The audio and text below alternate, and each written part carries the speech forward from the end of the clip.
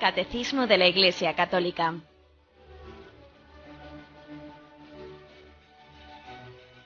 Un programa dirigido por Monseñor José Ignacio Munilla, obispo de San Sebastián.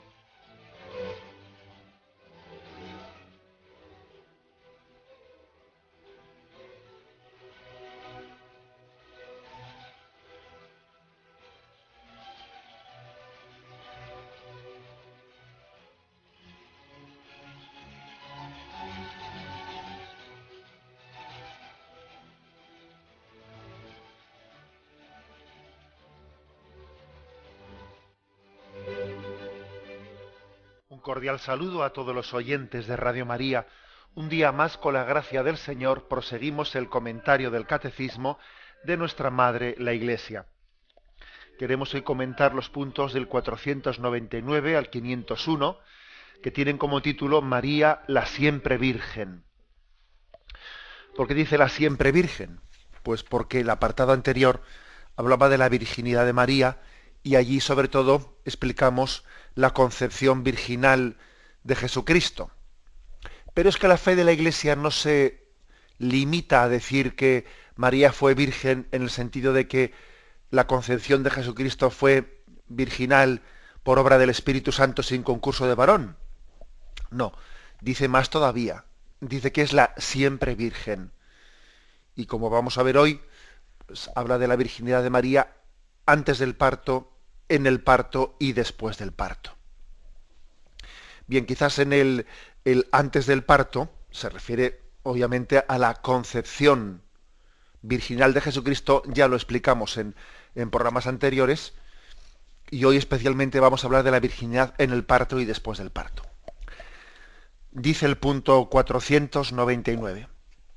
La profundización de la fe en la maternidad virginal ha llevado a la Iglesia a confesar la virginidad real y perpetua de María, incluso en el parto del Hijo de Dios hecho hombre. En efecto, el nacimiento de Cristo, lejos de disminuir, consagró la integridad virginal de su madre. Este es un texto de la Lumen Gentium del Concilio Vaticano II, punto 57. Lejos de disminuir, consagró la integridad virginal de su madre. La liturgia de la Iglesia celebra a María como la Ayepártenos, la siempre Virgen. Bueno, por lo tanto, la primera afirmación de este punto lo que viene a decir es que pertenece a la fe de la Iglesia desde sus orígenes el afirmar que María es la siempre Virgen. No solo que concibió por obra y gracia del Espíritu Santo, sino que ella es la Virgen. Nosotros quizás en la tradición hispana hemos llegado a llamarle a María como la Virgen, ¿eh? Así como por ejemplo en Italia pues se le llama la Madonna, la señora. En la tradición hispana le hemos llegado a llamar la Virgen, de manera que al ponerle como nombre ya, como si fuese un nombre propio, la Virgen, quizás hace que estamos tan acostumbrados a esta palabra que no caigamos en cuenta de lo que significa, de lo que supone. Fuera de la tradición hispana, en otros lugares no se le suele llamar a María con así, digamos, como si fuese el nombre propio, el de la Virgen.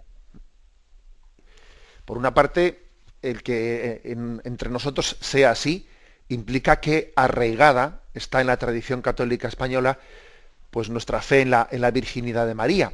Pero trasladado al presente es posible que tenga un peligro, y es que claro, cuando algo es tan común que pasa a ser casi un nombre propio, la Virgen, claro, uno no cae en cuenta de lo que supone. Es posible que para alguien que no sea de tradición hispana, pues para un francés, para un inglés o para un africano, quien sea, hablar de la Virgen María sea mucho más impactante que para nosotros, porque como para ellos el término Virgen no es casi nombre propio de María, claro, estamos afirmando algo de ella.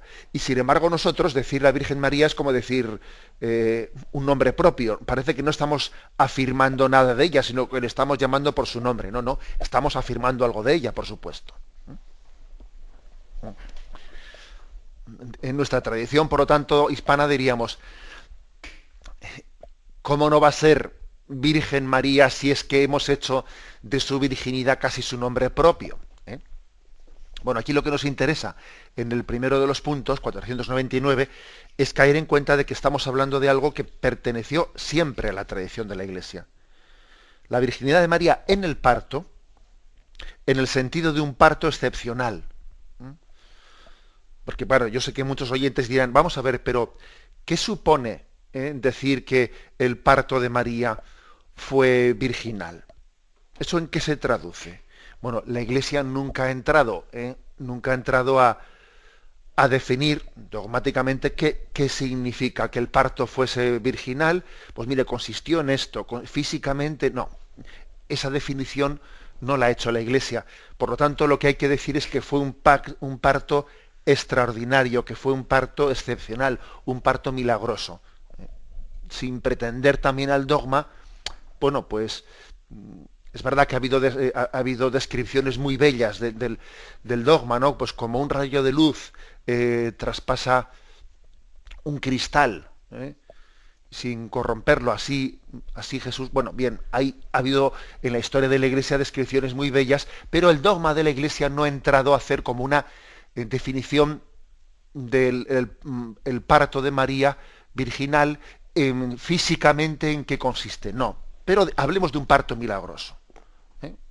Parto milagroso, un parto excepcional, que por una parte, claro, nos está recordando que una de las consecuencias del pecado original fue aquel parirás con dolor.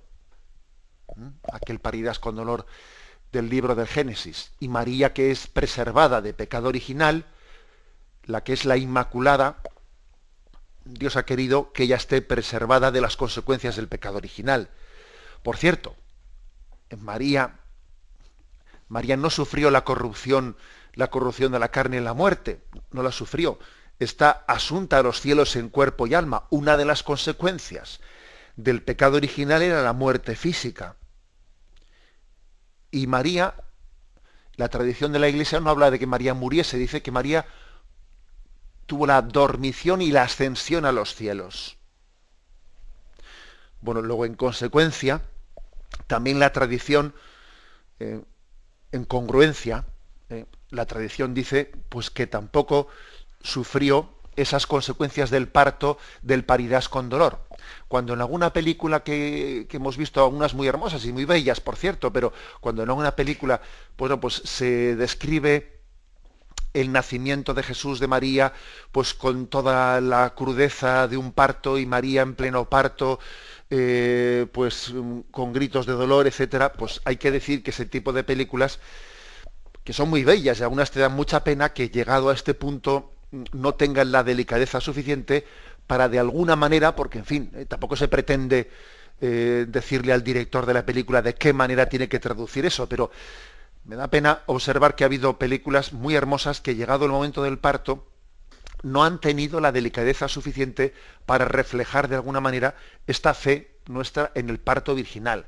Y cuando han sacado allí a María, pues los espasmos del parto, etcétera, han sido poco delicados.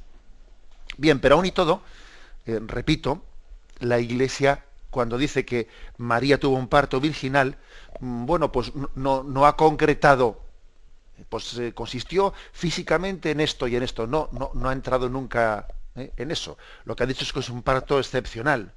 Y esto lo afirmó desde muy temprano. Desde muy temprano, Incluso San Ignacio de Antioquía, al que ya veis que citamos con mucha frecuencia, porque claro, es un autor que está a caballo entre el siglo I y siglo II, y tiene mucho valor el que un autor, primero que es santo, y segundo tan cercano a la tradición apostólica, en ver cómo él entendió las cosas, ¿no? Y San Ignacio de Antioquía resulta que enumera el parto virginal como uno de los 3 misterios escondidos en el silencio de Dios, que así lo dice él en una de sus cartas. ¿Y qué 3 misterios están escondidos en el silencio de Dios? Es una expresión verdaderamente conmovedora, ¿no? Bueno, pues él habla de la virginidad de María,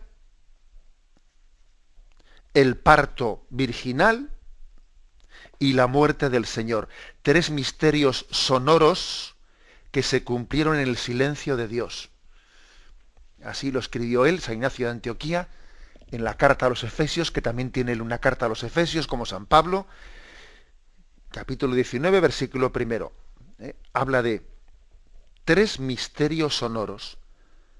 La virginidad de María, se refiere a la concepción virginal de María, el parto virginal y la muerte del Señor. 3 misterios sonoros que se cumplieron en el silencio de Dios. ¿Por qué le damos tanta importancia a este texto? Hombre, pues porque estamos hablando del siglo I. Y estamos viendo cuál es la fe de la primera comunidad cristiana. Y la primera iglesia creyó en el parto virginal de María, a pesar de que esta afirmación podía dar pie a docetas de valentinianos, que eran una herejía de aquel tiempo, los docetas, que venían a decir que el cuerpo de Jesús pues no era un cuerpo real en todos los sentidos de la palabra, ¿no? Que era un cuerpo que parecía, no. Y digamos, esta afirmación del parto virginal podría haber tenido riesgo de ser manipulada por estos herejes docetas y valentinianos, por suponer que el cuerpo de Jesús no fuese real. No, pero aún y todo la Iglesia luchó contra esos herejes, afirmando al mismo tiempo el parto virginal. En el siglo IV hay documentación suficiente para demostrar que la fe de la Iglesia en el parto virginal era universal. Era universal, que se daba en todos los siglos. El padre Aldama, que fue un jesuita pues un enamorado de la Virgen, y que publicó cosas muy hermosas, ¿no?, sobre la Virgen María. Pues el padre Aldama es un padre español, un jesuita español, tenía un estudio sobre cómo en el siglo IV ya tenemos actas que demuestran que en España, en las Galias, en Italia, en África, en Capadocia, en Chipre, en Alejandría, en Arabia, en Antioquía, Siria y en Roma, o sea, que era claramente universal, se confesaba como parte de nuestra fe el parto virginal. O sea que eso tiene mucha fuerza. Y contra esta fe se alzó un monje, un hereje que se llamaba Joviniano, quien impugnaba la virginidad de María y además también impugnaba que eso de que la virginidad fuese un estado excelente. Y Joviniano fue condenado en un sínodo de Roma en el año 393. Que afirmó que la virginidad de María estaba contenida en el símbolo apostólico. Y esta misma interpretación del símbolo apostólico, diciendo que cuando se dice nació de María Virgen, que se está diciendo que virgen en el sentido pleno, amplio de la palabra virginidad, antes, en el parto y después del parto. También lo afirma pues San León Magno, el Papa 40 años después. Bueno, hemos pegado este pequeño repaso. Este pequeño repaso es un poco por la historia, porque nos interesa decir que el parto de María fue virginal, que es que no es una cosa que se le inventase a alguien allá por la Edad Media, que no, que ha formado parte de la fe de la Iglesia. ¿De dónde parte la reflexión teológica? Pues un poco de lo que os he dicho antes, de Génesis 3:16, cuando allí, después del pecado original, se le dice a Eva, ¿no?, tantas haré tus fatigas cuantos sean tus embarazos, con dolor parirás los hijos. Y la tradición de la Iglesia ha entendido que la Inmaculada Concepción está sustraída de esto, puesto que ella es la que ha vencido el pecado original. Y además, recordemos que la profecía del Antiguo Testamento, de Isaías, he aquí que la Virgen está concebiendo y está dando a luz un hijo. Que esta es la traducción literal de ese texto de Isaías. He aquí que la Virgen, algunos traducen ha concebido, pero no. Está concibiendo y está dando a luz un hijo. O sea, es una afirmación de continuidad. está concibiendo y está dando a luz un hijo. Hay una simultaneidad entre ser virgen y dar a luz. Este es la traducción literal del Nuevo Testamento, perdón, de este texto del Antiguo Testamento. Y por último, otro texto más que ya hice referencia ayer a él, es el de Juan 1.13. Juan 1.13, que es, os comentaba que existe dos versiones. Los que tenéis la Biblia de Jerusalén, veréis que Juan, en el prólogo del Evangelio de San Juan, está traducido el versículo 13 en singular, mientras que otras Biblias traducen en plural ese texto. El contexto es la palabra, estamos hablando de la palabra se hizo carne y habitó entre nosotros, ¿no? La palabra era la luz verdadera que ilumina a todo hombre que viene a este mundo. En el mundo estaba y el mundo fue hecho por ella y el mundo no la conoció. Vino a su casa y los suyos no la recibieron. Pero a todos los que la recibieron les dio poder para hacerse hijos de Dios, a los que creen en su nombre. La cual no nació de sangre, ni de deseo de hombre, sino que nació de Dios. Bien, ¿por qué existen dos versiones, una en singular y otra en plural? Bueno, pues decíamos que es que existen traducciones, o sea, existen manuscritos, algunos en singular y otros en plural, de manera que quiere decir que los amanuenses, los que hacían copias, pues algunos transcribieron el versículo 13 en plural, los cuales no nacieron de sangre ni de deseo de hombre, los cuales se refiere a nosotros, a los que hemos nacido de Dios. Pero existe también un manuscrito con la traducción en singular, la cual no nació de sangre, lo cual ya no se refiere a nosotros, sino se refiere al Verbo, a Jesucristo, a Jesús, el cual no nació de sangre ni de deseo de hombre, sino que nació de Dios. ¿Qué significa esta expresión? Que Jesús no nació de sangre ni de deseo de hombre, sino que nació de Dios. Hombre, lo de deseo de hombre se entiende fácil, porque se refiere a que Jesús, a la concepción virginal de Jesucristo, que no fue fruto de una unión carnal de María y de José, de deseo de hombre se refiere, sino que fue una concepción por obra del Espíritu Santo. Pero la primera parte, la cual no nació de sangre, traducido, ¿no?, según ese manuscrito que tenemos de los primeros siglos en singular, la cual no nació de sangre, se entiende que es una expresión que significa el parto virginal, el cual no nació de sangre. Nacer de sangres es una expresión que sí que está en distintos momentos recogida en la Sagrada Escritura y en otros libros de ese contexto judío. Nacer de sangre se refiere a lo que supone el parto,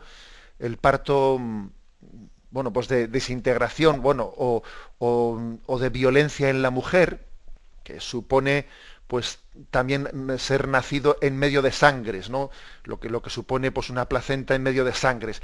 Y esto lo dice, no nació de sangre, no nació envuelto en sangres. Es una expresión, como digo, judía. Las mujeres judías tenían que purificarse del parto porque habían nacido envueltas en sangre. Y como el mundo judío tenía un sentido de pureza ritual muy grande, llevaba a cabo un signo de purificación de la mujer. Acordaros de ese misterio, dice, la presentación de Jesús en el templo y la purificación de María. María, aun cuando tuvo su parto virginal, ella, como uno más, como hizo Jesús, que no tenía pecado y se puso en la cola de los que iban a ser bautizados en el río Jordán, como si fuese un pecador, también María, aun habiendo tenido un parto virginal, pues se pone en la cola, entre comillas, ¿no?, de aquellas que en el templo de Jerusalén tienen el rito de la purificación de las sangres, porque la sangre era un signo de impureza que había que purificar. Bueno, pues fijaros, Juan 1:13, la cual, la palabra, Jesucristo, no nació de sangre, ni de deseo de hombre, sino que nació de Dios. Esa traducción en singular, ¿no?, de Juan 1:13 es muy iluminadora. Bueno, pues ¿cuál podría ser un poco la conclusión? La conclusión de por qué alguno podrá decir, bueno, pero ¿qué aporta la afirmación de que Jesucristo tuvo un parto, o sea, que mejor dicho, que María fue virgen en el parto de su hijo Jesucristo? ¿Qué es lo que aporta? Bueno, pues estamos sencillamente subrayando, primeramente subrayamos el dato, subrayamos el dato, y lo que con ello se ha querido afirmar siempre es, bueno, pues la acción de Dios que por una parte tiene lugar a través de María, a través de ella, pero que al mismo tiempo la supera. La virginidad de María, en el fondo, es un dogma que a quien ensalza en realidad es a Dios, no a María. Le ensalza a Dios, y a María le ensalza como de rebote, como consecuencia. Lo que estamos es, sobre todo, subrayando la prioridad de la acción de Dios. O sea, el hecho de que Dios es soberano. La gratuidad del don de Dios. Jesucristo ha nacido de la Virgen María, de ella ha tomado carne y sangre, pero al mismo tiempo la virginidad de María lo que subraya es que nosotros no podemos dar a luz a Jesucristo, sino como un don inmerecido, como un don milagroso. Es lo que se subraya con la virginidad de María. No tanto es un dogma que esté hecho pensando en ensalzarla a ella. No. Está hecho pensando en ensalzar la acción gratuita y soberana de Dios que supera nuestra carne y nuestra sangre. Eso es lo que subraya este dogma, que lógicamente después le afecta a María y en la manera en la que nos dirigimos a ella. Tenemos un momento de reflexión y continuaremos enseguida.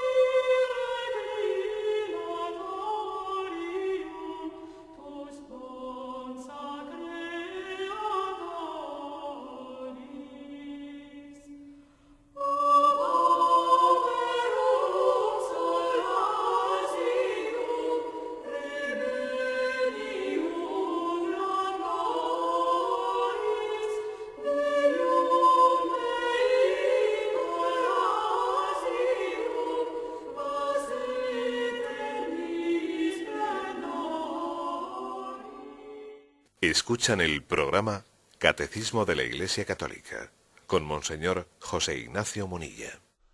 Continuamos en esta edición del Catecismo pasando al punto 500. Dice así: a esto se objeta a veces que la Escritura menciona unos hermanos y hermanas de Jesús. Diciendo, vamos a ver, pero si en la Escritura hay distintos pasajes en los que se habla de que Jesús tenía hermanos. Entonces, si Jesús tenía hermanos, pues la Virgen había tenido más hijos. Luego, entonces, ¿cómo se puede decir que la virginidad perpetua de María antes del parto, en el parto y después del parto? Y por ejemplo, pues se alega lo siguiente, ¿no? Marcos 3:31. Llegan su madre y sus hermanos, o sea, llegan la madre de Jesús y los hermanos de Jesús, y quedándose fuera le envían a llamar. Estaba mucha gente sentada a su alrededor y le dicen, oye, tu madre y tus hermanos, además dice, oye, tu madre y tus hermanos y tus hermanas están fuera y te buscan. Él le responde, ¿quién es mi madre y mis hermanos? Y mirando a su entorno, dijo, estos son mi madre y mis hermanos, los que escuchan la voluntad de Dios y la cumplen. Ellos son mi hermano y mi hermana y mi madre. Bueno, pero entonces tenía hermanos, ¿no? O por ejemplo, Marcos 6:13. ¿No es este el carpintero, el hijo de María y hermano de Santiago, José, Judas y Simón? ¿Y no son estos, y no están sus hermanas aquí entre nosotros? Y se escandalizaban a causa de Jesús. Fíjate que aquí sale como una lista de hermanos. Santiago, José, Judas y Simón. Y también dice que tenía hermanas. Gálatas 1:19, San Pablo dice, y no vi a ningún otro apóstol, sino a Santiago, el hermano del Señor. O sea que Santiago, uno de los 12 apóstoles, Santiago era hermano de Jesús, era otro hijo de María. Pues obviamente no. O sea, esa interpretación está fuera de juego. Nuestro Santiago, el que veneramos en Santiago de Compostela, aunque la Escritura le llame hermano de Jesús, pues obviamente en ningún sitio se dice que fuese hijo de María. Luego la expresión hermano, pues ¿qué es lo que tenemos que entender? Pues tenemos que entender que sabemos que en hebreo, sabemos que en arameo, o sea, que en esas lenguas semíticas no se distingue entre hermano y primo, entre hermano y pariente. Era una concepción de familia tan amplia, en la que decir hermano es decir pariente. Es así, nosotros como hemos ido creciendo, poco a poco hemos ido a más, en una concepción de familia nuclear, que aquí es padre, madre, hijos, y luego ya los primos en otra casa, y además cada vez nos juntamos menos con ellos. Bueno, hemos ido cada vez más potenciando la familia nuclear y la familia extensa cada vez ha ido a menos. En el mundo judío, la familia extensa tiene tanta fuerza que incluso en el propio idioma hebreo, arameo, es que no se distingue el concepto de hermano y primo. No se distingue. No hay dos palabras para decir esto y lo otro. ¿Es una carencia idiomática? Pues sí, es una carencia idiomática, pero que también refleja, bueno, pues la familia, el concepto de familia tan extensa que tiene el mundo judío, ¿no? Bueno, y a nosotros lo que nos interesa aquí ahora mismo, para lo que estábamos un poco debatiendo, es como hay personas pues, que se suelen apoyar en estos textos para decir, hombre, si Jesús tenía hermanos, ¿no? Bueno, hay que decir que además de esa explicación que he dicho, sabemos con claridad que dos de estos que se dicen hermanos de Jesús, que son Santiago y José, son hijos de otra María, María, la madre de Santiago y de José, que lo tenemos en Mateo 27:56. Uno mira, o sea,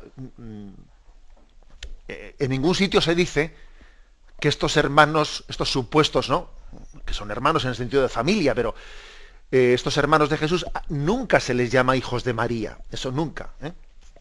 O sea, es decir, que se ve con toda claridad que estos dos, Santiago y José, a los que se les llama hermanos del Señor, son hijos de otra María distinta. La tenemos en Mateo 27:56. Que es también en Marcos 15:40, dice, madre de Santiago el menor y de José. O sea que estos hijos de otra María, distinta a la Virgen María, son los presentados como los hermanos de Jesús. Luego, si esto lo sabemos con toda seguridad, de estos dos, Santiago y José, pues obviamente hay que pensar lo mismo del resto de lo que dice, estos no son mis hermanos y mis hermanas. O sea que estamos hablando de ese concepto amplio del término hermano. Y esto es una cosa que es obvio, que no cabe duda, y que en otros muchísimos pasajes de la Sagrada Escritura Pues por ejemplo, aquí nos refiere el catecismo Génesis 3:8. Dijo pues Abraham a Lot: Ea, no haya disputas entre nosotros ni entre mis pastores y tus pastores, pues somos hermanos.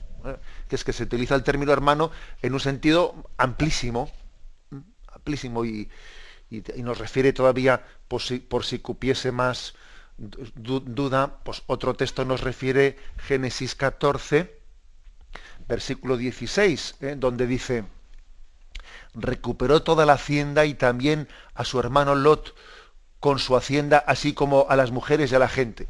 Bueno, y le llama hermano Lot, que obviamente sabemos que no es hermano en el sentido nuestro. Es decir, que a veces por ciertas, ¿no?, por determinadas sectas, ¿no?, incluso lo más triste es no por determinadas sectas, que a veces nosotros mismos dentro de casa, me refiero a la Iglesia Católica, pues a veces hemos puesto en duda esto, o incluso a veces hay algún teólogo que lo pone en duda, y oiga, y es triste porque forma parte de la fe, de nuestra fe.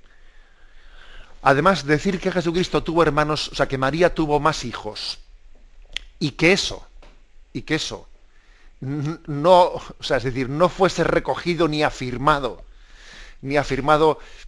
en los siglos primeros por nadie, es que es ridículo. O sea, pero ¿cómo es posible que todos los padres de la Iglesia, que toda la patrología, ninguno de ellos dijese que María había tenido más hijos, que José y María habían tenido hijos que fuesen o sea, pero es que no hay ni un solo texto que afirme tal cosa. O sea, que ahora pretenda venir alguien en el siglo XXI, un teólogo que dice que yo descubro que... Pero hombre, no hagamos el ridículo. No hagamos el ridículo cuando toda la tradición de los que estuvieron, de los que convivieron, ¿no?, con la comunidad primitiva, interpretaron el término hermanos pues en el sentido que las lenguas semíticas se interpretaban, en el sentido de parientes del Señor. Y las familias eran muy amplias y obviamente pues tenía que tener muchos parientes. Porque una cosa que no sabemos es cuántas hermanas tenía la Virgen María y cuántos hermanos tenía San José. Serían muchos, porque las familias judías eran muy amplias. O sea, ¿cuántas hermanas tenía María? ¿Cuántos tíos? ¿Cuántos tíos tenía Jesús? Pues muchos posiblemente. ¿Cuántos primos hermanos tendría? Muchos. Y primos segundos, pues no te quiero contar, ¿no? O sea, esta es la forma de entender la expresión hermanos. Tenemos un momento de reflexión y continuamos enseguida.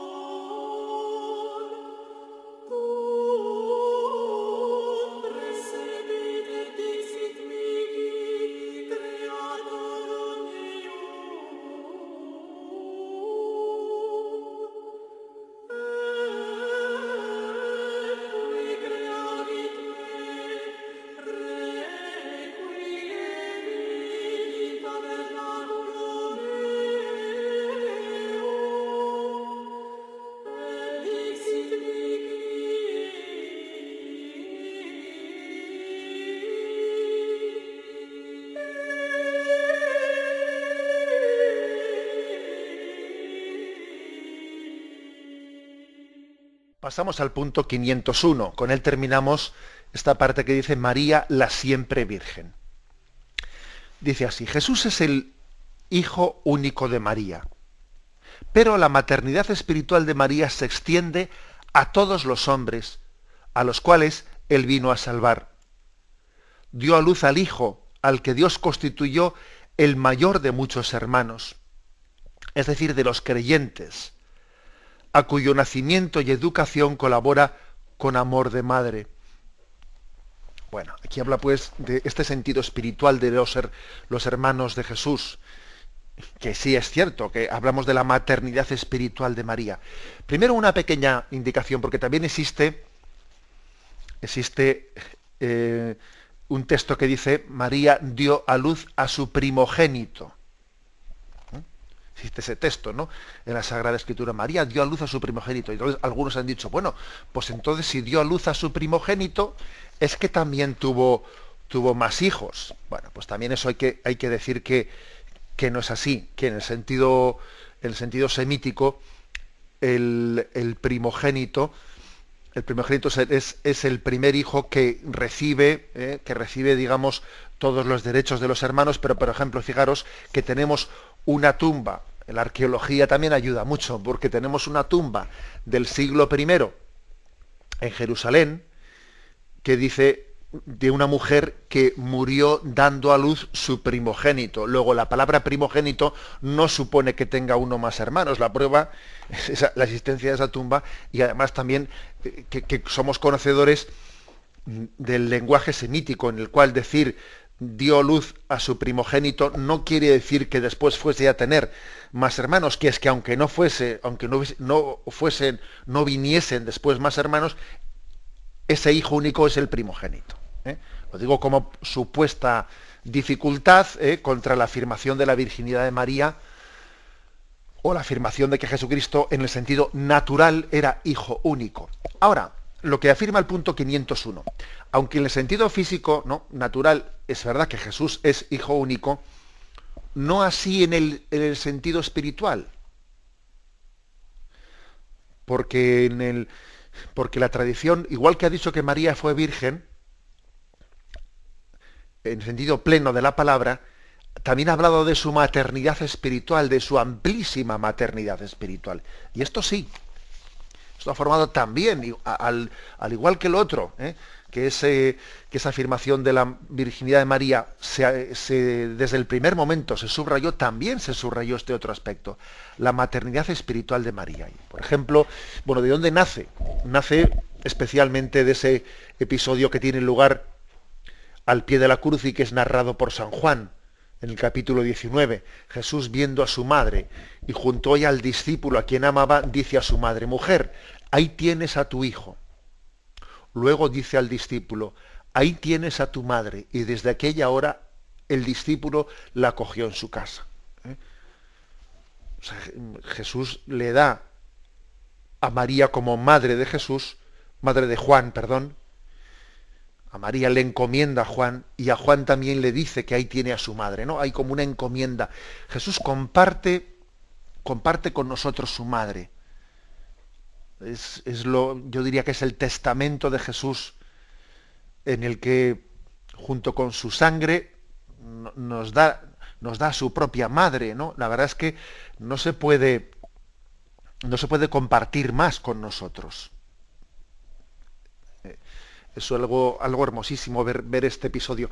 Yo, por cierto, aunque ya diréis que ahora me voy por los cerros de Úbeda, y lo diréis con toda la razón, a veces cuando he leído la vida de San Juan Bosco, al que le tengo, y bueno, todos le tenemos mucha devoción, ¿no?, pues es hermoso ver cómo él y algunos otros santos también han compartido su madre, porque la madre de San Juan Bosco, que fue a vivir con él, bueno, pues era impresionante ver cómo participaba del ministerio de su hijo, ¿no? Y acababa siendo una madre de todos los niños que San Juan Bosco recogía en su casa, y era como una madre compartida. San Juan Bosco compartía su madre con todos aquellos chicos. Bueno, pues digo que, aunque, perdón porque me he ido un poco por los cerros de Úbeda, pero es hermoso ver cómo también Jesús comparte su madre con nosotros. Diciendo, bueno, cuando alguien da su vida, también da a su madre. Doy mi vida, y mi madre, que es lo más precioso, también la comparto. Algo así, es esa maternidad espiritual de María. Otro texto, Apocalipsis 12, 17, también es citado por el Catecismo. Está hablando de ese episodio del dragón que acecha a la mujer. Dice: y entonces, despechado contra la mujer, se fue a hacer la guerra al resto de sus hijos, los que guardan los mandamientos y mantienen el testimonio de Jesús. La mujer intenta acometerlo, o sea, intenta tragar a Jesús y no puede, y dice, y despechado contra la mujer porque no ha sido capaz de poder con ella, se fue a hacer la guerra al resto de sus hijos. Aquí lo que nos interesa es la expresión sus hijos. El dragón que no ha podido con la mujer, con esa mujer imagen de María, despechado, va a hacer la guerra a sus hijos, que somos todos nosotros, es toda la humanidad. Es un episodio también entrañable, en el que vemos que Satanás cuando nos ve a nosotros, ve en nosotros a los hijos de María. Satanás tiene un problema muy serio con nosotros, pero muy serio. Y es que cuando se enfrenta con nosotros, no se enfrenta solo con nosotros, sino que se enfrenta con ella. Y entonces la tiene clara. Porque si somos hijos fieles de ella, la victoria está declarada de antemano. Ese es el problema de Satanás, que es que detrás nuestro está ella, porque está él. Y se fue a hacer la guerra a sus hijos, ya, pero ella no nos deja solos. Es impresionante lo que supone la maternidad espiritual de María. Y por eso la importancia de acogernos a ella, ¿no? Y de vivir bajo su amparo, y vivir como hijos suyos, hijos de María. Que no hay mejor método para ser otro Cristo, que eso es un cristiano, ¿no? Alter Christus, otro Cristo. Ya no vivo yo, sino que es Cristo quien vive en mí. Dice San Pablo, mira, pues no hay mejor manera de ser otro Cristo, de ser cristiano, que ser hijo de María. Y es que además es la forma de serlo, no hay otra forma. Porque Cristo no hay más que uno. Y los que queremos nacer de Él, pues tenemos que nacer de la misma de la que nació Él. Nacer de ella. Para poder ser hijos de Dios, hay que ser hijo de María, porque Dios así lo ha querido, porque Dios ha querido compartir su maternidad. Y nadie puede ser hijo de Dios sin ser hijo de María. Bueno, pues esta es nuestra fe católica en la maternidad, en la maternidad de María. Dice este punto 501. Dio luz al Hijo, al que Dios constituyó el mayor de muchos hermanos. Romanos 8:29. Es impresionante este texto, Dio a luz al Hijo, al que Dios constituyó el mayor de muchos hermanos. Está recogido en una cita de la Lumen Gentium, capítulo 63. Es decir, que Jesús es el mayor de muchos hermanos. Y si es el mayor de muchos hermanos, y María es la madre del mayor, también es madre de los hermanos menores, que somos nosotros. Y si se habla también del cuerpo místico de Cristo, pues María, si es madre de la cabeza del cuerpo místico, también es madre del resto de los miembros, porque no se puede ser solo madre de la cabeza sin ser madre del resto de los miembros del cuerpo. O sea que lo miréis como lo miréis, cojáis una imagen o cojáis otra, volvemos a referirnos a la maternidad espiritual de María. Entonces, igual que ella tuvo un parto virginal y también ella se prodigó en la educación de su hijo, también con nosotros tiene ese parto virginal, ese parto milagroso, de manera que podemos decirle, es madre nuestra espiritualmente. Aquí en vez de parto virginal le llamaríamos parto espiritual. Hay un parto espiritual. ¿Y cuál fue el momento de ese parto? Al pie de la cruz. Allí tuvo lugar ese parto que se reinaugura en cada bautismo, ¿no? Lo que allí aconteció. Del parto virginal pasamos al parto espiritual, a la maternidad espiritual. Y del episodio de la vida oculta de Jesús en Nazaret tantos años, educado por María y por José, pasamos al episodio de nuestra vida en la que María nos educa en el seno de la Iglesia, en la que la Iglesia, que es imagen de María, nos educa en la vida oculta, como aconteció en Nazaret, en aquel hogar de Nazaret. También la Iglesia es el hogar de Nazaret en el que somos educados, desde la maternidad de María, maternidad espiritual de María, y somos educados. Y la Iglesia es como José y María, que nos educan en la catequesis, en el seno de una familia cristiana, etcétera, ¿no? Es la prolongación espiritual de la maternidad de María, de la maternidad a su Hijo Jesús, a su Hijo único. Se convierte en madre de todos los vivientes. Lo dejamos aquí y damos paso a la intervención de los oyentes. Podéis llamar para formular vuestras preguntas al teléfono 917 107 700. 917 107 700.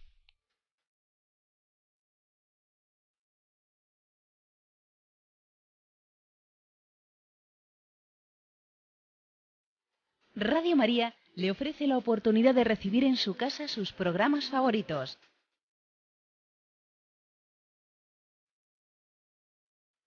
Ahora lo puede hacer a través de nuestra página web www.radiomaria.es o bien llamándonos al 902 500 518. 902 500 518. Pídanos el programa que más le interesa en cualquiera de sus emisiones, especificando el día y la hora que lo ha escuchado. Solo nos tiene que decir si lo quiere en CD de audio o CD o DVD en MP3. Haga su solicitud en el 902 500 518 y en www.radiomaria.es. Radio María, más cerca de usted.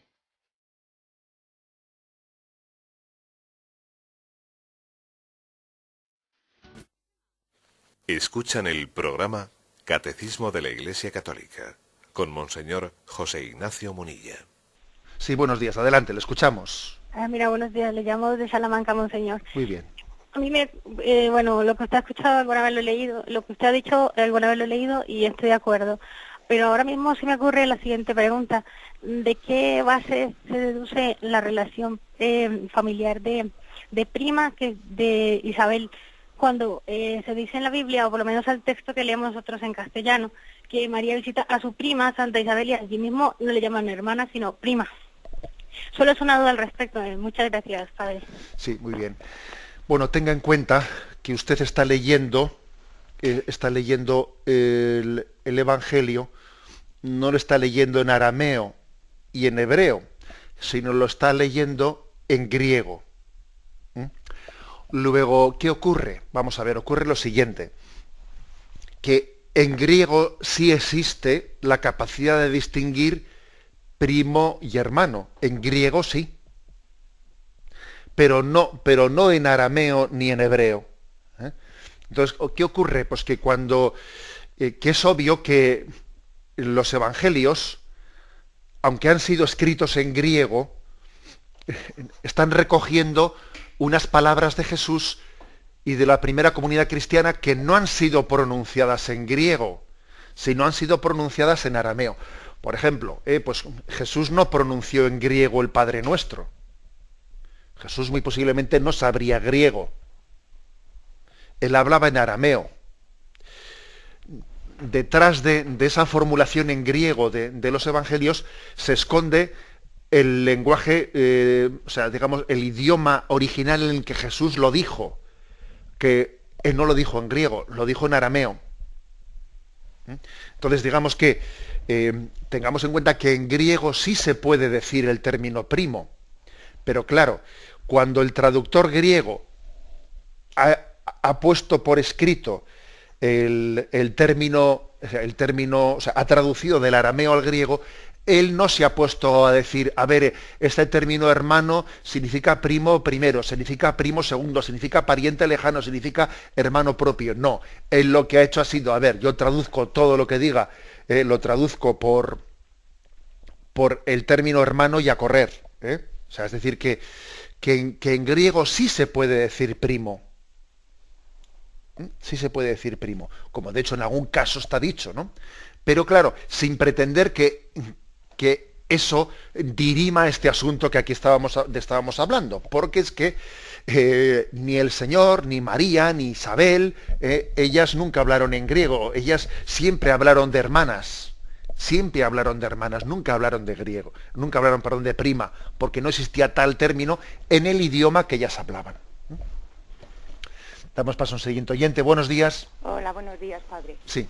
Mire, vamos a ver, yo pertenezco a Toledo, vivo en Toledo, y yo soy catequista, llevo integrada en la parroquia desde que yo creo que tengo memoria, y ahora cada vez se nos da más el caso de que hay niños que vienen de otros países, sobre todo de Sudamérica, piden los sacramentos, y cuando estamos con la iniciación cristiana, nos damos cuenta, por padres, por vecinos, por gente conocida, de que no están bautizados. Mi pregunta es, ¿por qué a esos niños no se les hace un inicio o un camino catequético para prepararles para el sacramento del bautismo y no que en la misma ceremonia, sea confirmación, sea comunión, se les bautiza? Muchas gracias. Bueno, vamos a ver. Puede haber, dependiendo del proceso de iniciación cristiana de las distintas diócesis, puede haber decisiones un poco distintas, porque cada diócesis suele tener su directorio de iniciación cristiana. Algunas lo tienen ya pensado y publicado y aprobado, otras pues no lo tienen, ¿no? Pero una diócesis tiene que pensar y publicar un directorio de iniciación cristiana, que es el decir, a ver, a los niños que están sin bautizar, pues hasta tales años, tales añitos, pues les bautizamos como si fuesen niños recién nacidos, pero a partir de esta edad ya entendemos que tienen algo de conciencia, luego tienen que tener una especie de preparación para su edad. A los niños que están ya en determinada edad, pues les hacemos un proceso más largo, más corto, es decir, existe un margen en que cada diócesis haga un discernimiento sobre cómo llevar adelante la iniciación cristiana, dependiendo de con cuántos casos se encuentre, etcétera, etcétera. Pero digamos que la clave, o sea, lo importante es lo siguiente, o sea, lo delicado es ver cómo discernimos cuándo ha llegado el momento en que un niño ya no es tan niño y entonces no le vamos a bautizar ya como se bautiza a un niño recién nacido, sin necesidad de que él tenga una conciencia y una preparación primera, sino que ya tiene que tener una preparación. Eso es un poco lo delicado del discernimiento. Y se puede llevar de una manera u de otra, dependiendo del número de niños que sean, etcétera. Damos paso a un siguiente oyente. Buenos días. Buenos días, monseñor. Sí, adelante, le escuchamos. Sí, soy Pedro de Valencia. Muy bien. Mire, mi pregunta está relacionada con lo que acaba de decir sobre los hermanos de Jesús. Yo, oyendo una emisora de radio de las que dicen la misa los domingos para enfermos y demás, precisamente en este ciclo B, me parece que fue en el 2009 cuando este evangelio cayó en domingo, y le oí al sacerdote cuando hacía la homilía decir, hablando de los hermanos de Jesús, del mismo pasaje que usted acaba de comentar, decir sobre los hermanos de Jesús, decir, o bien, eso fue literalmente, dice, o bien porque los judíos llaman hermanos a todos sus parientes y especialmente a los primos y demás, o bien porque San José fuera viudo. Esta es la expresión, es decir, dando a entender que podían ser, que San José podía haberse casado con hijos. Entonces, mi pregunta es, ¿cómo considera esto la Iglesia? Muchísimas gracias por la nueva evangelización que estamos sintiendo ya con sus charlas de todas las mañanas. Gracias. Bien. Sí, pues es correcto. Es correcto que cabe la hipótesis de que San José pues se hubiese desposado con María siendo viudo y que hubiese tenido hijos en el anterior matrimonio y que pudiesen ser lo que nosotros llamamos hermanastros de Jesús. Es una hipótesis, bien, pero es una hipótesis para la cual no tenemos ningún dato. No es nada contrario a la fe, por supuesto, pero no teniendo ningún dato, ni ninguna tradición que afirme tal cosa, etcétera, lo lógico es pensar lo otro. Lo que expresar lo otro porque, de hecho, sabemos que en ese idioma judío, en ese idioma hebreo y arameo, etcétera, en los idiomas semíticos, no existe una distinción de términos, sino que el término hermano es pariente en el sentido amplio. Y por supuesto que pariente en el sentido amplio también es hermanastro, por supuesto. Nos despedimos con la bendición de Dios Todopoderoso, Padre, Hijo y Espíritu Santo. Alabado sea Jesucristo.